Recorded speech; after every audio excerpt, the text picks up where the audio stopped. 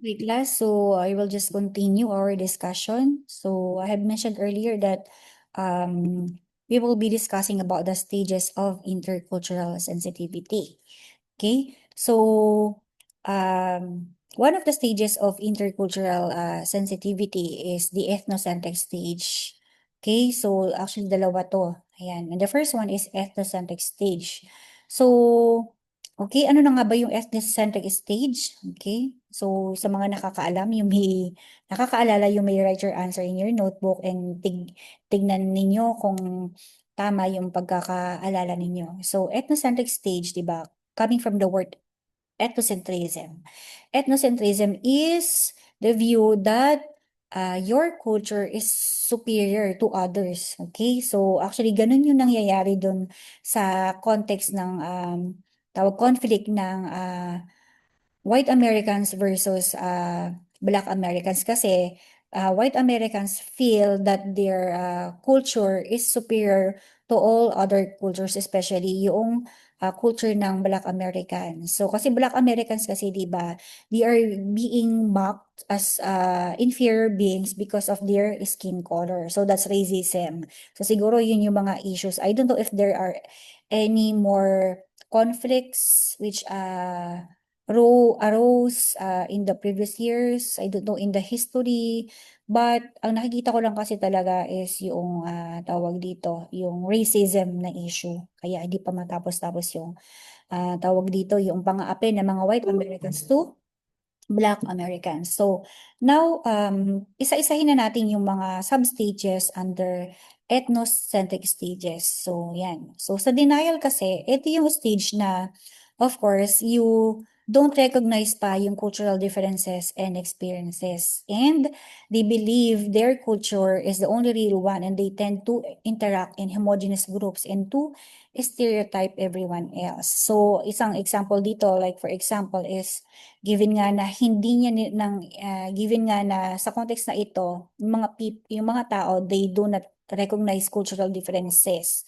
At sinasabi nila na yung culture nila is hindi tama or they do not just really accept their culture kasi ayaw nila. Kasi that specific culture is actually different from them.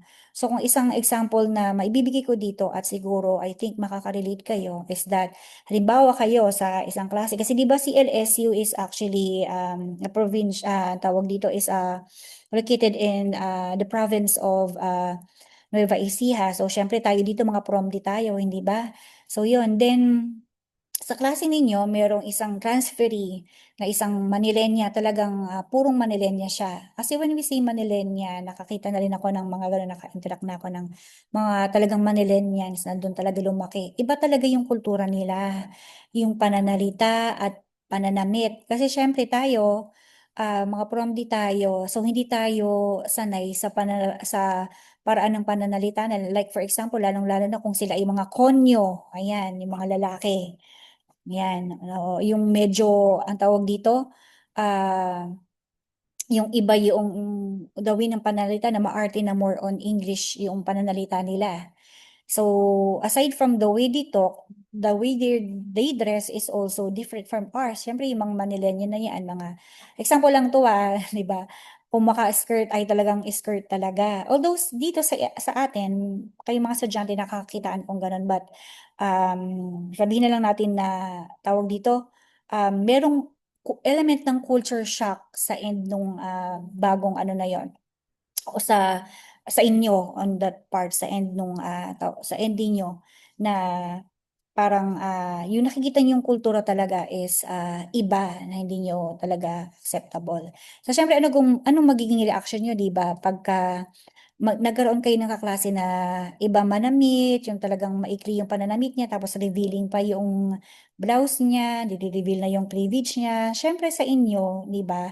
Parang tawag dito na, bakit ganun yung ano nila? Bakit ganun siya? Bakit ganun yung pananamit niya, pananalita niya, ang arte-arte? O kayo naman ay hindi ganun, di ba? So hindi mo nire-recognize na meron kayong cultural differences. At hindi mo ina-accept yung culture niya kasi nga para sa yung culture talaga ng pangkalahatan ang totoo lang is yung sa inyo.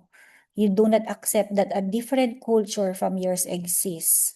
So yung that stage is tinatawag na denial stage. Okay? Sini-stereotype mo pa siya na maarte dahil lang ganun siyang magsalita, ganun lang siyang manamit.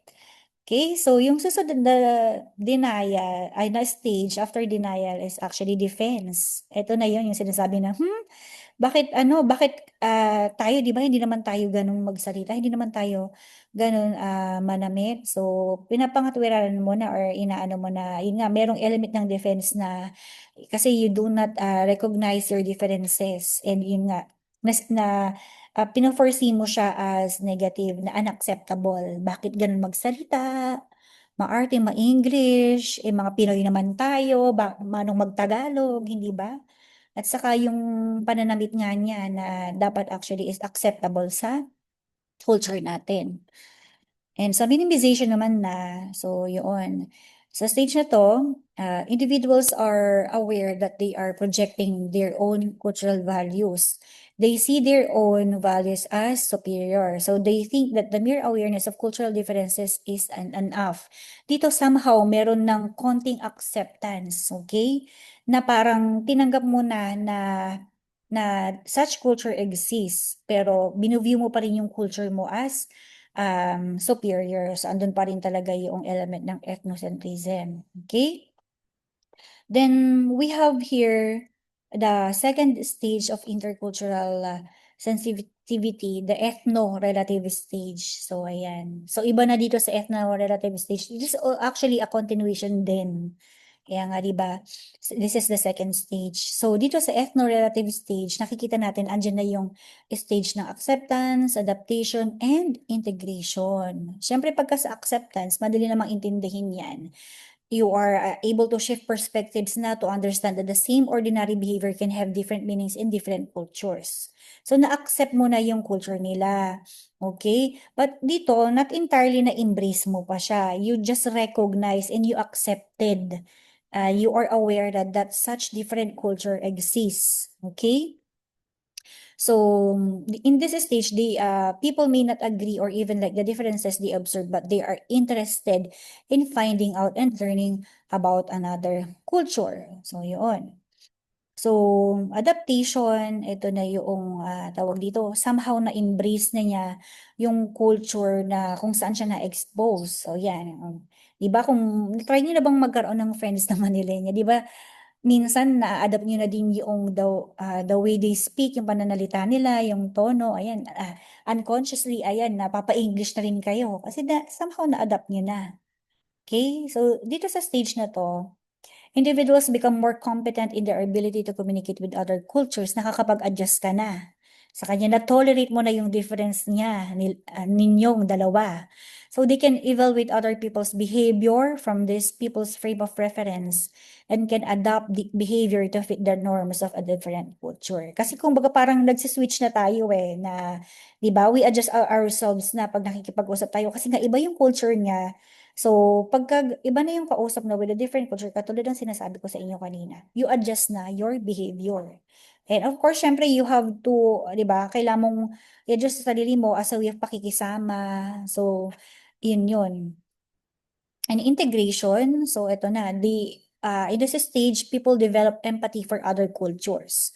Natanggap na nila, na-embrace na nila, somehow that particular culture nila ay na-adapt mo na sa sarili mo as their own culture also, and you recognize na that culture is entirely different from you, but still you accepted it and embrace it also as your own, kasi integrate na sa sarili mo. So sabi dyan, people are able to shift easily from one cultural frame of reference to another. They develop empathy for other cultures. So ang example nga daw dyan is, yung stage na to is easy to see with perfectly bilingual or bicultural individuals who almost change their personality when they interact with one group. Yun yung sinabi ko sa inyo kanina, nag-shift ka na from one personality to another na when you are speaking with your halimbawa na lang friend na kapwa mo Filipino, ang gagamitin mo na personality yung original personality mo, you as you are as a Filipino.